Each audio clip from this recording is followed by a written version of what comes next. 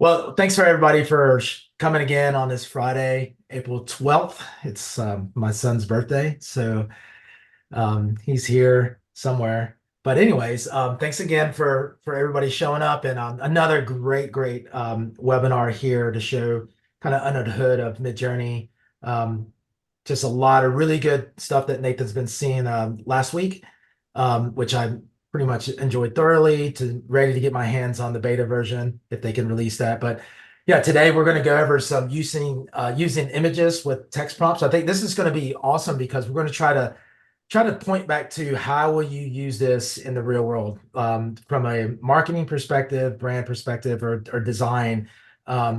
Loosely, like how can we use all this knowledge to make a digital ad or a banner or something out there in the wild that you can use and take full capabilities of Midjourney along with any kind of design application, to make sure that you're applying, text or color or anything like that. So this is going to be a really cool session that Nathan's gonna embark on.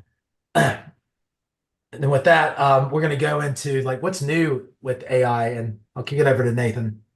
Yeah, so um, this is more of like the rumor mill of what's going around right now. A couple articles that popped up this week, and I always like digging into the smaller things that are not the big news sometimes, but um, we know some stuff like this is coming, but a lot of things are starting to leak out that, Apple's really focusing on a new chipset. They've had the M2s and the M3s, and now we're talking about these AI focused M4 chips. So the way that Apple's been designing chips since they started the M series has been very unique. So I'm wondering if, there could be a major change to that. I don't know if they haven't already been working on it like before this year. I kind of wonder if it'll just be a little more hype or a reality to it.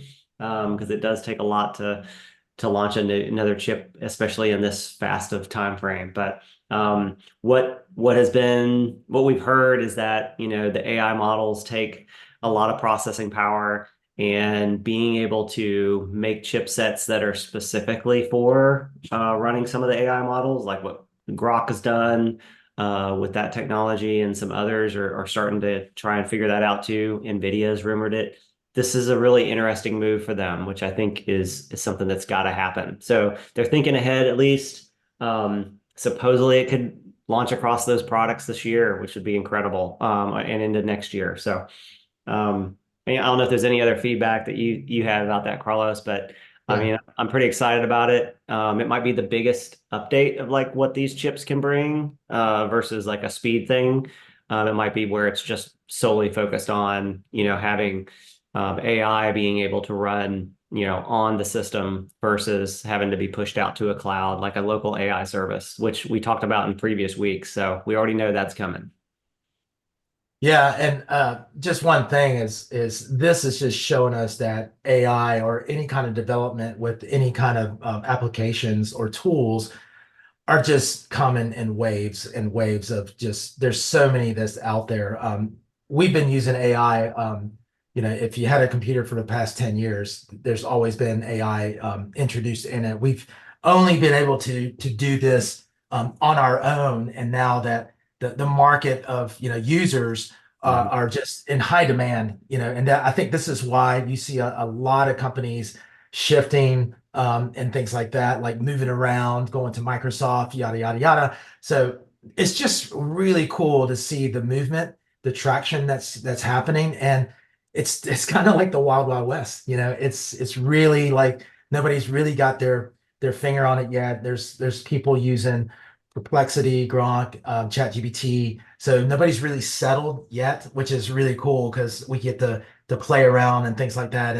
And the models out there that there are the high volume ones, but then the ones that are like really low grade, if you will, like Pi. I use it every day more than Siri and things like that. So to integrate that within ChatGPT and all AI applications is just the world of wonders to me, and how I can use that in my workflow. But I'm having fun with it. It's really cool. It's just by the time this is over, there's probably going to be another update or something out there. But it's just a really cool time for us to understand what's happening. And like with this chipset and with Apple, trying to make its mark in the AI industry, how they're using hardware, to kind of be there ready for AI is pretty cool. I think it's gonna show us a lot, moving forward. Yeah, no, totally agree. Yeah. Let's see. So before we start again, this is just a little disclaimer. I keep hearing time and time again. I'm taking all these like marketing with AI courses and things like that just to kind of make sure I'm ahead of the curve. And everything that I hear out there, I kind of distill whatever I can hear or with talks and things like that. But AI is getting smarter. It's getting smarter and smarter and smarter. I think I sent out a video to our group today about ChatGPT 5 that it's really just a hype and like consider what is to come. But I think that they want to produce smarter and smarter AI tools, and that's not to say that it's not smart. It's really just guessing. It's still guesswork. It's a powerful, more robust guesswork. So with that, and you yourself, still kind of pointing the direction of where it needs to go, that's when it becomes more powerful, I believe, whenever I can harness that power, if you will, and project it forward to my work, whether it's writing emails or doing artwork or just campaigns in general. Like, just be cautious and understand that AI is not the truth. You are the truth. You can tell it what to do. You say you want to go here. It's there to help you and to build up courage, confidence, and you still have to gut check it. You still have to make sure that wherever industry you're at or where the company you are, you still have to make sure that the brand aligns with it. So those are the things that to make sure that it's always biased. Try to use it, to your direction, and just think about the things that are ethical in that manner, and just make sure that somebody's always looking at the content that you're producing with AI. That's great.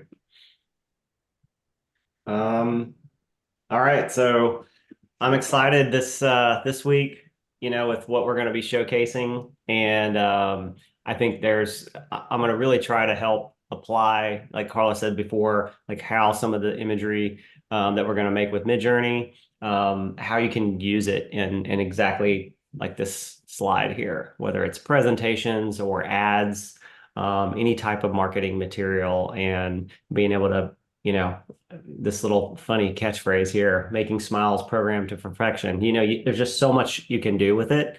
Um, and it feels so much easier to, in the past, a lot of times I would go out there and find stock photography, and I kind of had to make my slide fit the fit the stock photography that I have. And now I can go out there and go, no, I want to make the stock photography fit the slide I need. And it flips things around to where I feel like I have so much more control than I've ever had before. And I often am getting in there and I can't tell the difference. This isn't the best example, but there are a lot of times I can't tell the difference between whether or not I'm looking at some stock photography that's actually purchased of a real person that's just already been photoshopped and finished versus like what I'm outputting anymore. And especially as how fast most consumers are consuming data anymore, as long as you've gotten relatively close, it really doesn't matter. I don't know, Carlos, if you had some other notes before we get going into some of the demos and conversations, but Yeah, I think again, it's one of those things like how do we apply? There's two use cases for Midjourney from what I see. There's the fantasy art and people that are really artistic. They do it for their walls and even to sell on Etsy and things like that, which is that's really, really great how they do that. But there's also the application of in the market of your company, of your, for your marketing efforts. Like, how do you use these tools to bring attention to your audience? So love what's going to happen. But I'm just kind of doubling down on loving what Midjourney can do for us in the professional world. yeah, that's great. Um, so I'm going to jump into things here with like, image reference, which is the topic of today. And in previous weeks, I've talked about style reference and character reference. So how does image reference differ? And what are use cases? And and how do you kind of get around and leverage the output. So I'm going to show examples of using text only, text with image, and then controlling the image, and some use cases like that to really kind of perfect what you're looking for. And so in this slide, I'm talking about starting with an image of inspiration. So I'm going to show a lot of different use cases, but whatever that is, wherever that came from, whether it's a picture you took with your phone, yourself, or it's something where you went out to Shutterstock or iStock and you found something, or you just Googled the internet and you said, I'm looking, looking for, a lady in a business suit, looking up, or whatever it is that you're trying to find that you have a need for, going out, finding some inspiration is what I'm going to call it, which is very similar to like, in the past, you might go get some inspiration to go do a photo shoot to simulate what you're needing. But in this case, we're just going to get it to use it to, use for Midjourney or something else to kind of create the image you're looking for. I'm going to show two different ways you may implement that. One, you can use Describe in Discord. Describe, as far as I can tell, hasn't been moved over to the alpha yet. So if I am using Describe, I still go into Discord to do that. It's /describe, and then it'll let you paste in a URL or attach an image. And so in this case, I attached this image on the left here of this lady, and you pop it in there. I'll give you 4 different scenarios. I think I think this 4th one, and these are 2 without any reruns. These are the 2 I got. So using this as I'll call it an inspiration shot. I told it to describe it. What is funny here is the describe function sometimes will relate images of actual people or give it, it said of Emma Stone, and it's not Emma Stone. So it's kind of funny how it will, kind of pull apart some people and say what it thinks things look like. So it's kind of saying like in the likeness of Emma Stone in this scenario, because I don't even think it really looks like her. But I just wanted to kind of showcase this. It gives you 4 different variations. I cropped off the bottom, but there's just little buttons you can press in Discord. You can just run those immediately. If you have enough fast hours, you can run all 4 of them at the same time and just kind of see what you get. Again, I'm always going to I think of it similar to rolling dice when you're doing any kind of prompt like this. You don't always know what you're going to get. And it's kind of like continually to perfecting so that you always roll the number that you want. And it's kind of, not that that's possible in dice, but that's kind of like what I'm doing here is like trying to find that. So I don't use the describe feature often. I would say I'll use it sometimes if I'm really stumped and I need some, again, inspiration. Like this may be the picture I look for, but I might not be as good at describing this. I might just say a young lady with brown hair wearing a black blazer, looking up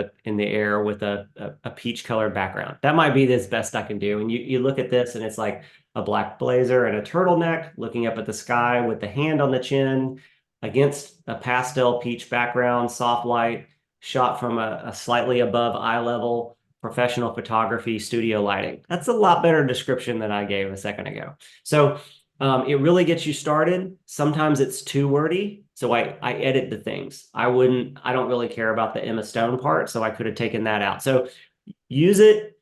These are just ways. The next area I'll sometimes do is drop it into ChatGPT. ChatGPT does some great things. There's also not plugins, but there's GPTs that people have written that are specifically for creating some Midjourney prompts that are pretty amazing too.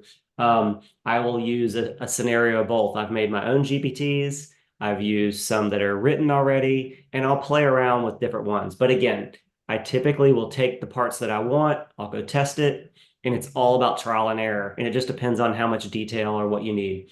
So in this case, this is what it came back. All I said is, please describe this image and keep the description concise because I didn't want it to go on and on. A lot of times, one of the things that GPT will do is they'll start to say what it thinks she's thinking about. She's pondering. Maybe she had an emotional day, or it goes into like extra details that Midjourney just does not understand. So that's one of the problems with GPT. So just know that. I think I think this is exactly what it came back with, a thoughtful expression wearing. So This was very concise. It just talked about what it's seeing and didn't give any kind of extra details. So anyway, just wanted to talk about that. And then you can see the image that came back from that. So different, it's not the same. So you can see how much of a difference from these two descriptions, from these two pieces of software, but then taking those descriptions and plugging it into Midjourney, you can kind of get a little bit of a different output. Now, what I didn't do in either of these scenarios is I didn't use the image in the prompt, which I'm going to showcase differences of that. I just used a starting image, had Midjourney describe it and had ChatGPT described it, and then I took those text prompts and ran them just as is. So I'm going to go into some other details in the next couple slides. So hopefully this is helping. If there's any questions, drop them in the chat. I'll try to keep an eye on that. And I'll keep going.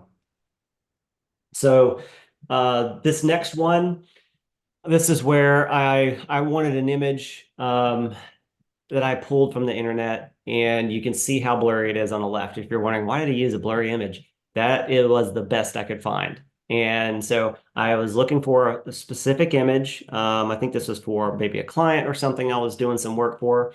And this was the best I could find. It was like when I clicked on it, it didn't get any bigger, but it really was exactly what I was looking for. I think it's a real photo of some kind of stock image that's somewhere out there on the internet, probably. But that's all I could find. And I took that, I I believe I pulled it into GPT for a describe function to get some a description back. Again, I've done some different ways of doing it, but I think that was what I did for some of this description. And then this is the prompt. And then I added some chaos, the aspect ratio. I want it to be in style raw and a stylized 250. So I wanted to show like a couple of the extra prompt details, some of the tweaking that I added to it. But this was a text prompt only without the image reference. So I didn't feed because you can, when you're prompting with Midjourney, you can include an image in the prompt or you can just have text. So in this example, to make these two images on the right, I just use the text only. The Chaos 10, that just gives, again, a little bit more variety so that all the images don't look the same. I generally will always use a little bit of chaos unless I'm really, really close to what I'm looking for the first time. And then take it off completely. If I'm really not getting there yet and I don't really know how to change the text prompt, sometimes I'll increase the chaos to like 20 or something. I generally don't ever go above 20. If you go up to 30 or 40, you start to get some pretty crazy stuff. Sometimes it's really like running all your words through a blender and mixing them up. And that's the kind of output you get. And what I want is just variety. So great images here. I don't know, Carlos, if you had any feedback on this before I move to the next one, but Yeah, I do. And we talked about this earlier. And this is one of the pain points that I have whenever working with clients or in a brand, talking about how we can utilize imagery that's new and fresh and towards the brand. Because if you're always picking from stock photography, Shutterstock or Getty, and those things have been there for ages, and sometimes I've seen multiple times where I've seen duplicate images for two different companies. So to me, from a brand perspective, and somebody that's a brand manager, I try to make sure that you stay authentic and stay true. So using something like this to say, hey, you can go on Shutterstock and go and find a likeness of this, but create something fresh and new for yourself. And I think I'm kind of geeking out about it because now it's like, wow, I can have my own, image to use that, nobody else has, seen or used.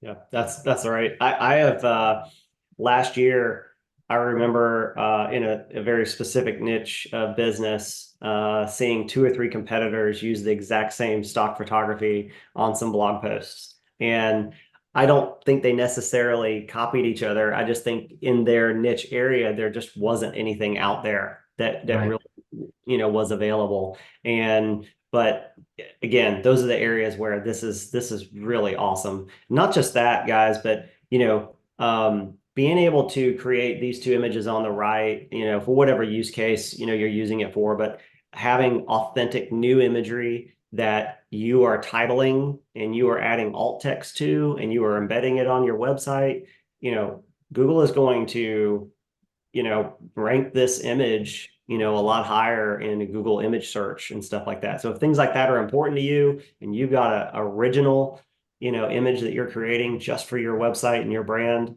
that's a great way to kind of rank better on image searches. So if that's something that you're looking for, and that's a lot better than just grabbing a stock image that Google already sees is out on 100 different websites, or you have no idea how many.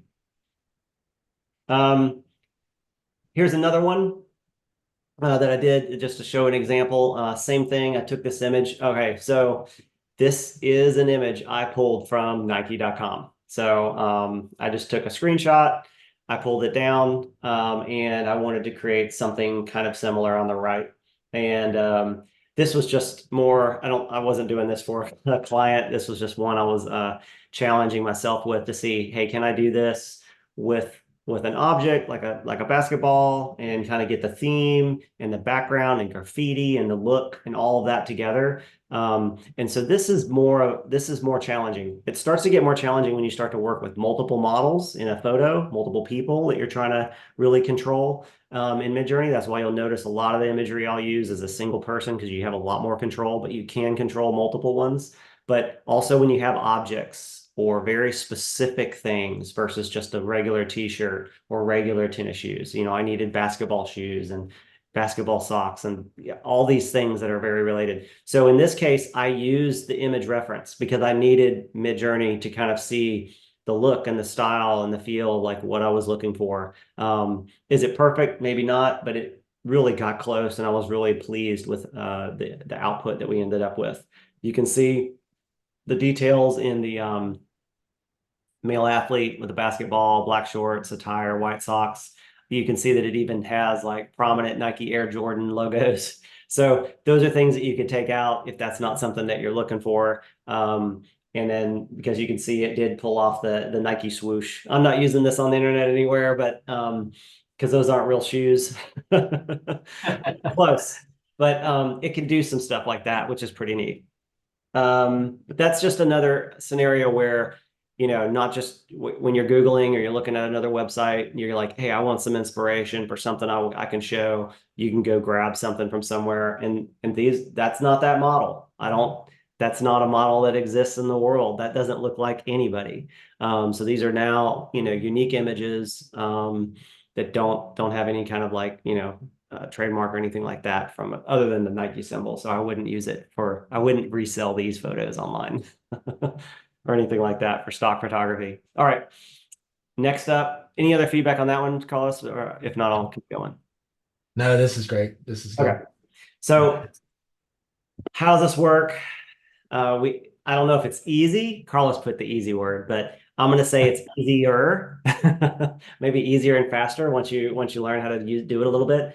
So let's get started going with this. So again, each of these images, same thing. I created those doing some scenarios just while I was prepping for some of the stuff for this meeting, and it's really easy to make some blank space, open up an image to be able to make a slide like this a lot more engaging than just having text on a page. And that's the difference of what you can do with this, just showing some examples. So let's get into some slides here.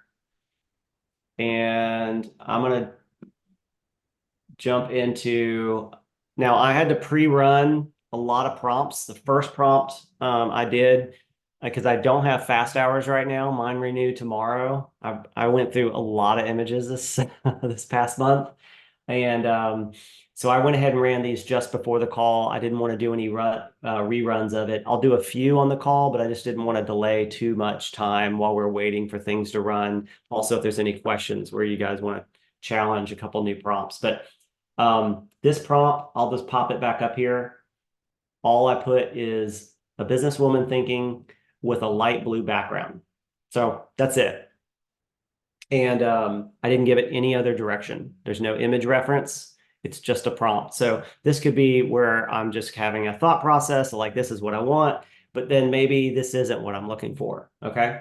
So jumping up to the same thing, but using an image. So in this case, a businesswoman thinking with a light blue background, aspect ratio 2:3, but I'm referencing this image here. So also you can see it's not a good image. This is I think this is some stock website that I just took a little screenshot from and plugged it in. And you can see that it's rendering a lot better and a lot closer to the likeness of this lady, of what she's wearing, her hairstyle, even as blurry and stuff as it is. And you can see that I'm not doing a style reference. Um, this isn't a style reference image. I'm not trying to make it actually look like this person. So you don't want to use character reference. I'm just using image reference. I want um, I want her hand up by her face. She's got some weird things going on with her arms here. This is a fun one. That'll get some laughs online. But for the most part, you can see how the lady looks a lot closer to the same, almost like the same woman. So you can see some similarities there. So a big change between that prompt and this one, where I didn't use the image. So I just wanted to kind of like let everybody see that for a minute so they can see the differences of what I'm talking about here, where you can use and I could be a lot more descriptive of this lady, like talking about what she's wearing, what she's doing, the background and stuff like that. Because I said blue background, I am controlling the color. If I took the black background color out and I didn't state that and I ran this again, it would kind of have that peach feel to it. So I'm using words to go outside of what the image is, but the image has a lot of control. Okay. From here, I am going to run a few reruns of that. And I'm going to say, oh, hold on. I want to get the picture in there. All right. So you've got the image in there. And now I'm going to mess with image weight. So image weight, just like when you're doing character reference weights or style reference weights, it works similar, except it's IW, image weight. And you can go from 0 to 2. So it's not very far, but it does understand decimals. So in this case, I'm going to do 1.5. And so by default, it's always going to be really strong, which is 2. Hopefully in the future, Midjourney will do an update and kind of have like a throttle of like 100 like they do with other metrics versus like something so fine-tuned like 1.5 or 1.75. It's really hard to kind of figure out. I will say image weight is not as strong and as updated as style reference and character reference at this point to me. I think Midjourney will probably do an update in the future. Image weight has been around almost a year. I mean, or if not longer, it's been around a long time. So it's been around longer, and character reference and style reference was like a need that they had already. And it was how they broke out because image weight had too much control of those other things. So hopefully this is helping a little bit. Trying to describe this. I'm going to let this run and I'm going to run another one. And this time I don't want to go all the way down to 0 because if I go to, it'll still have like a little bit of the image reference, but let's go down to 0.5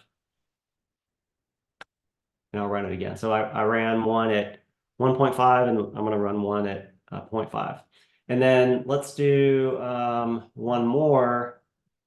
And this time, let's change the background to dark blue. And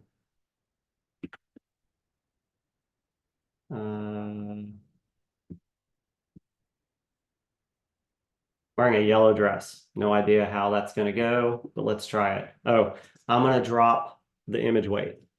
So one of the things here, I'm wanting to control a few aspects that are different than the image. So I want to drop the weight back probably. So I'm going to go ahead and do that. And the other thing you could do is you could run it without doing that, see what happens, and then go, okay, the image is still controlling the output too much, so I'm going to drop the weight back. Let's go see what we got here. Did some of these start to run? Yeah, yep, here we go. Here's the image weight 1.5. Oh, I think the original one. Oh, that was supposed to be a green. Okay.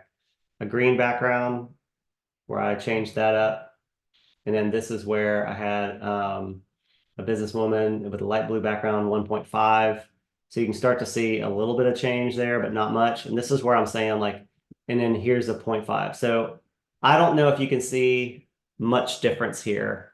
Um, Again, I didn't add any chaos. So that's the other piece where I'm not getting quite as much variety of change. And so I don't usually prompt like this. You'll notice I almost always, but I'm trying to break out the basics for this presentation.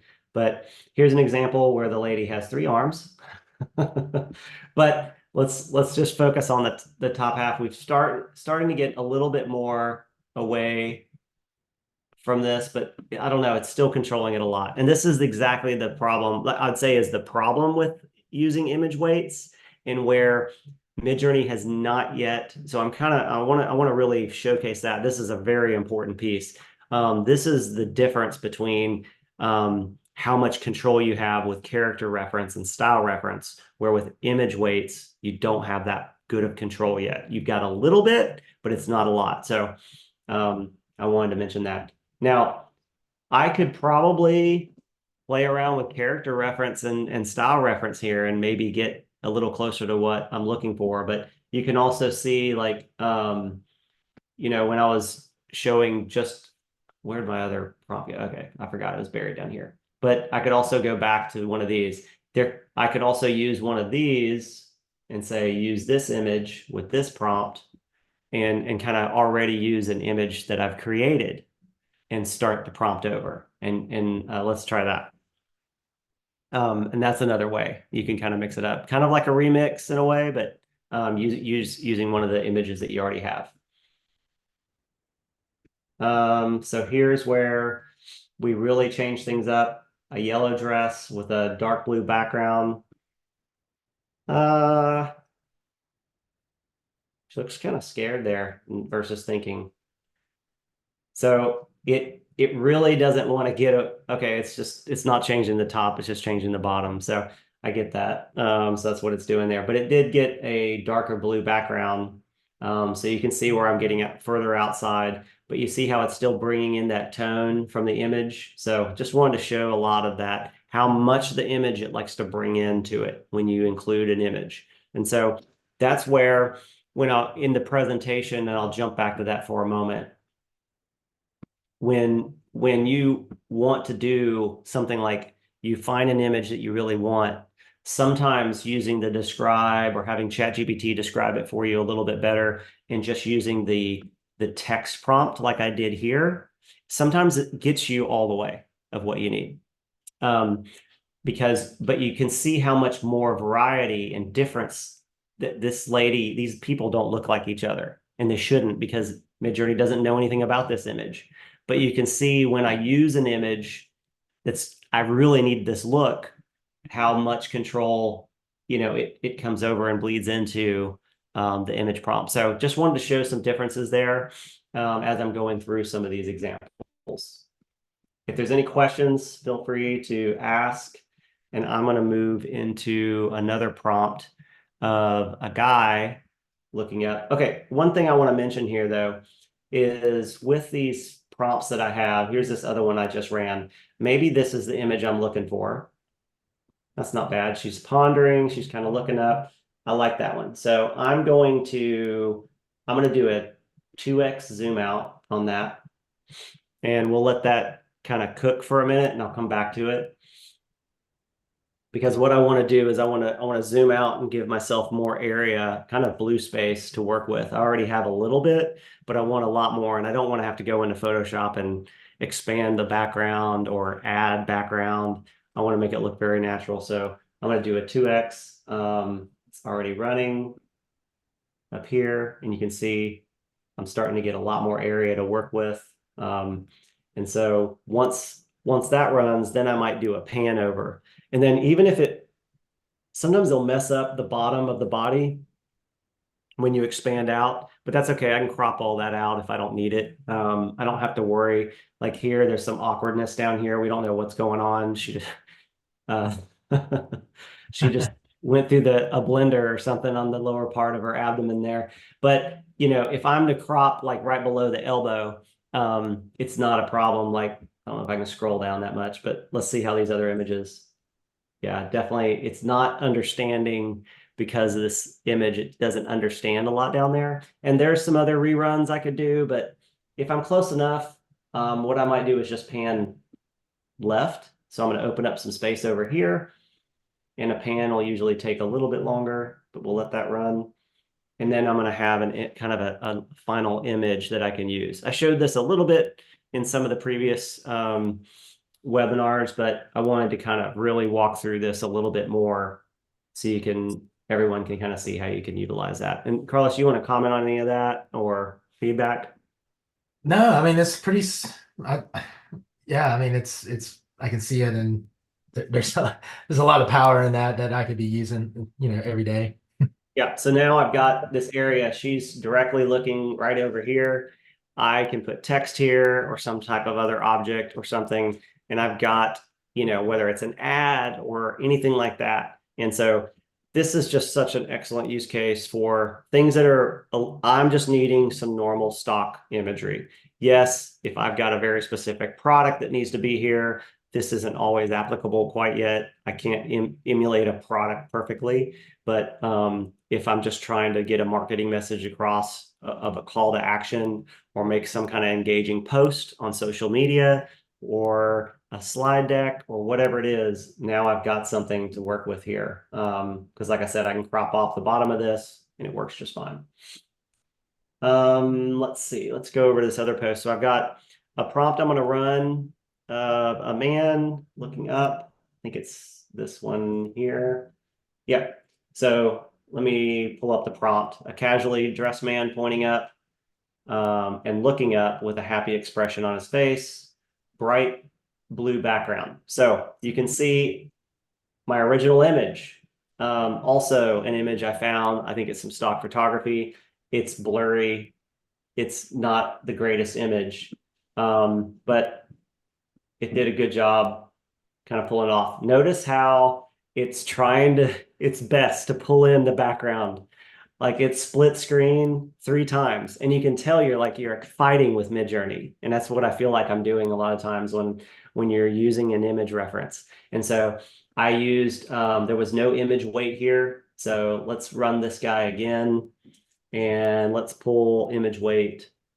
Let's go to 0.5, and let's add some chaos. Let's go 15. Again, I prefer like somewhere between 7 and 17, somewhere in there. I know I use some weird numbers. There are also these sliders in here. I am always typing because I've just got a habit of doing that. But just so you know, when I add chaos, which is called variety, it lets you do sections of 10, 20, 30. I like to be kind of in between, like 15, and this doesn't give me that variety yet of 15 or 5.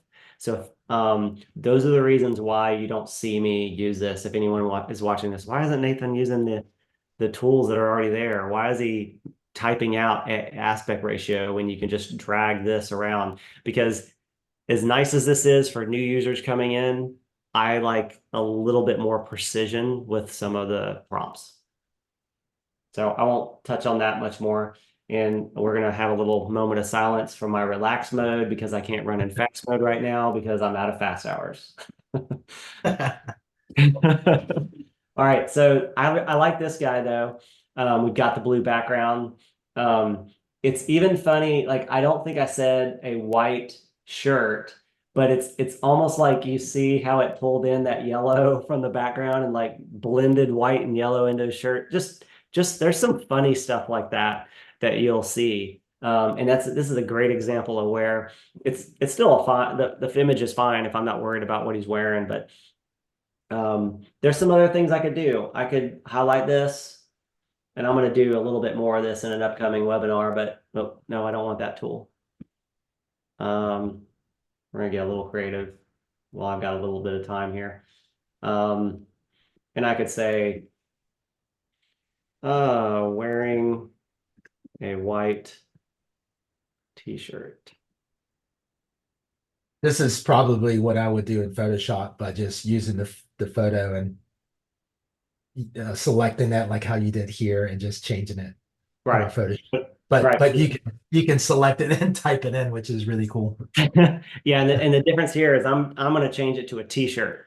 Now, Oh, there are a lot of problems that could happen from here, just so you know. So we'll see. Again, we just rolled the dice. I don't know what it's going to do. We're live, so it will be fun. I love the Hawaiian shirt.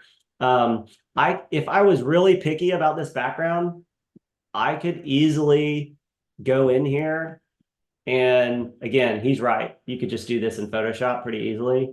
But if I was to like, I could probably keep his whole arm and it won't mess his arm up.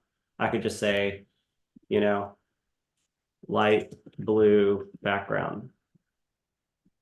And it'll probably just redraw his arm and keep everything else the same. So it can do some stuff like that pretty well and just ignore the fact it won't ignore his arm. It will always redraw his arm. So you got to realize we don't know what we're going to get. We could get a stub, we could get two arms, but most of the time it's pretty good as they continue to make this better.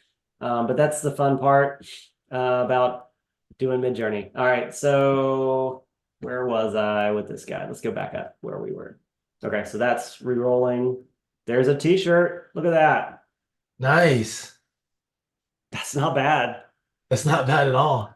And I mean, I cut his arm off. It regrew an arm, a whole abdomen, and everything. So I've got a t-shirt now that Carlos can take and put some kind of image on and kind of, maybe in this case, I could have made him like pointing in at his shirt and put some kind of message there. In another episode, I'll show a little bit more of this. So this is a little bit of a sneak peek, but great example here, and it worked really well.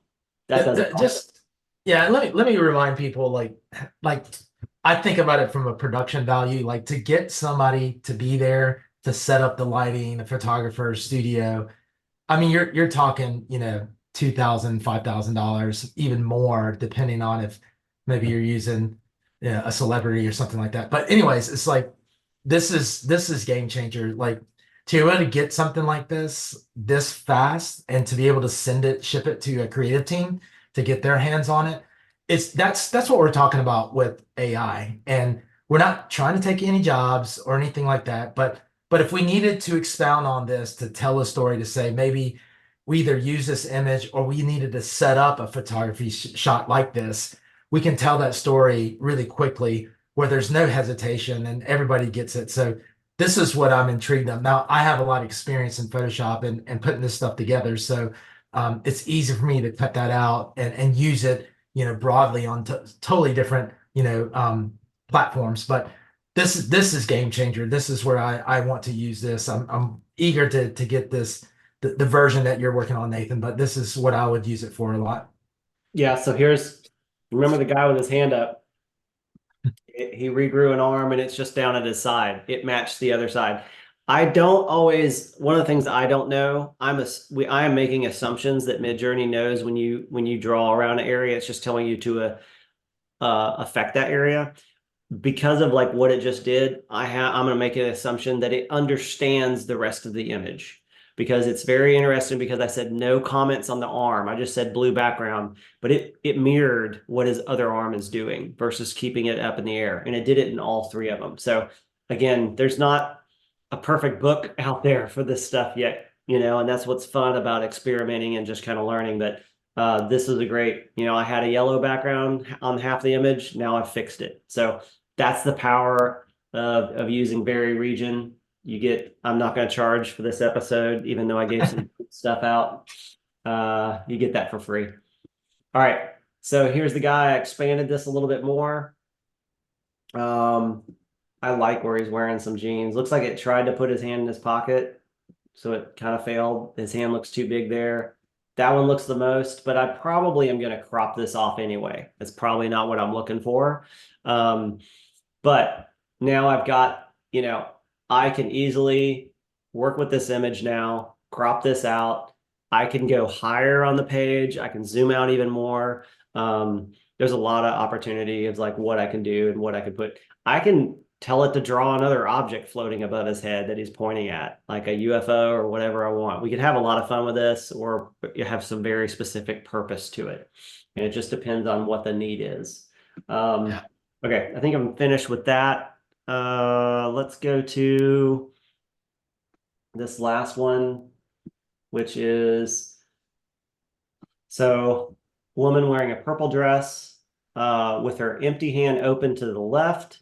She is looking to the left, smiling expression, background is orange. Okay, so you can see the image I used, background is yellow, and she's kind of wearing a pink dress. Now, I'm having her hold her hand open in the same manner and look the same direction. So those things are already going for me, but I described it again to be very specific because I really want this kind of pose or look.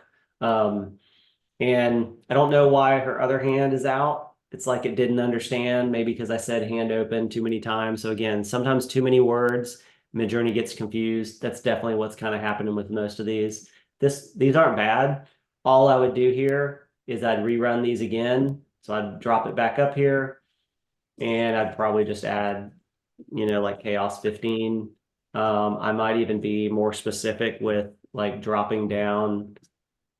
I don't know what my stylize was running at, so I'm going to drop it down to 150.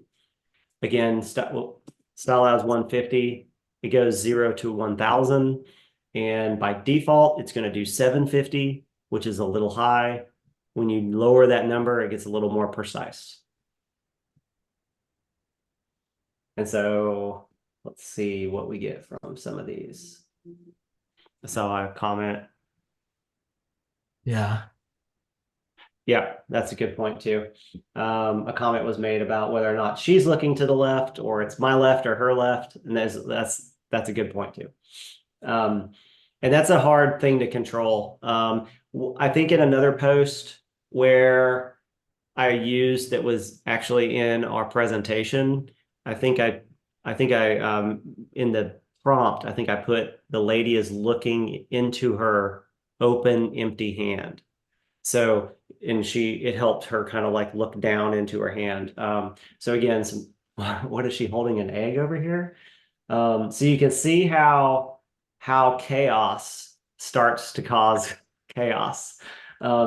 It started to add a lot more variety. We have a variety of like people and outfits and a lot of things like that. But I am fighting against image weight, and I didn't drop the image weight down again. So I'm going to keep chaos and everything the way it is. I have just enough time to maybe run one more of these before we finish up. And I'll do image weight 0.5. So I'm going to really drop it down.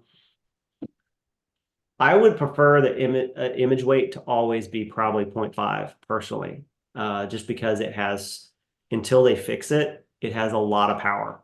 And by default, the 2 is just too much. When It's almost like you're only really pulling it back to like 90% is what 0.5 sometimes feels like. It really doesn't let you zero it out. I think I've played around before and said things like 0.1, and I don't know if it's really making a difference. I don't use it that often. Whoops. we need Yep. a we need a Maxwell House cheat sheet. All what your settings, what you're doing, so we can at least start from there. Yeah. She looks confused. She reminds me of the lady from Beetlejuice or something with that look. I don't know. She looks very excited, little fake. And I don't know, that is not an orange background, but some nice shadowing there. That one's pretty good. I didn't say Yeah. anything about she's looking to the left. It didn't match that, but that's pretty close to what I'm looking for. And this is a little better. Something's wrong with her hand. So you can see where I like I like everybody to see this real time because you can see that it's, a lot of times I'm going to showcase images that may look a little closer to perfection. You're like, man, how is he always getting those? It doesn't happen the first time. It requires just a little bit of tweaking. And me running live like this, there's no telling what we're going to get. So in But the good thing about that, Nathan, is like to in our world to test those scenarios or any one of those things, you can change demographic, posture, colors, and just say, hey, I have 6 images here that we can go and test this out in the market to see how well they perform. So that's what I'm looking at it is not just from a singular usage, but whether we're talking to a demographic, that's whatever, Caucasian, African American, we can actually start to, put those designs out there Mhm. quickly. Yep. And so I wanted to finish on a little bit of a fun slide here. This great shot that ended up on the right, straight out of Midjourney with no edits. But while I was playing this morning, I got this, I was doing some tests and I got this guy on the left here. So he's also saying thanks for watching. He has an extra arm, by the way. And that stuff is going to happen from time to time, and I think it's it's kind of funny. So, Yeah. and it's a lot better than it used to be. And each version that's going to come out is going to get better and better. It's going to be difficult. You're going to have to ask for an extra limb in the future to get this kind of result versus it accidentally happening. Gotta embrace it. Yeah, yeah. Yeah. So I think next week we kind of shifted up this week too. But I think next week we're going to do some in painting, which is a little bit of what I was showcasing today. Love to have feedback on anything that anyone's looking for in the chat with some in painting or other tips. I Yeah. think we might talk about Pi, which is awesome. And then Yeah. following on the 26th, if Alpha's not out yet, I'm going to showcase Discord and Alpha side by side, which is going to be a little more complicated, but I want to showcase that, especially for users who are stuck in the Discord world still, and but help show a couple ways to get around things. And then I'd like to maybe show a few cases of using words inside images and how you can control that with Midjourney better. Yeah. Let me go back to the next week. I'm going to be showcasing Pi. Oh yeah. What I really want to do is just go back to the foundations. Like I think that everything you've been showing us and what we've been teaching on these tools have been really, really in detail, which is really, really good. But I wanted to back up to say we should be utilizing AI tools daily. And Pi is the easiest one that I've had the best interaction with daily. Like when I go on walks, I'm always talking about a project. Like I'll narrow it down to say, um, I'm all over the place. So if I can get organized by Pi helping me to say, hey, we're going to focus on a presentation. I like to at least start with an outline. Here's the context to this, and help me to kind of make that story flow of this presentation. So not to do the presentation itself because there's a lot of design work and a lot of layout, to put those together, but just to get the thinking part and the organization to an outline form is very, very critical. But also, how do you use that in everyday life? We've had Siri, like I said, but I think Pi and there's some other ones that I use that are just far better, and I've been using it daily. And I think we need to behavioral wise interact with AI as much as we can because it's going to influence how we get into Midjourney or how we prompt and things like that. So I just wanted to take it back to a foundational approach. Yeah, that's great. All right. Well, I don't know if we had anything else in the presentation. If we had any other questions, I think most of them got answered in the chat. Yeah. If there's anything else you guys have, feel free to bring it up. But thank you guys for joining today. It's been great.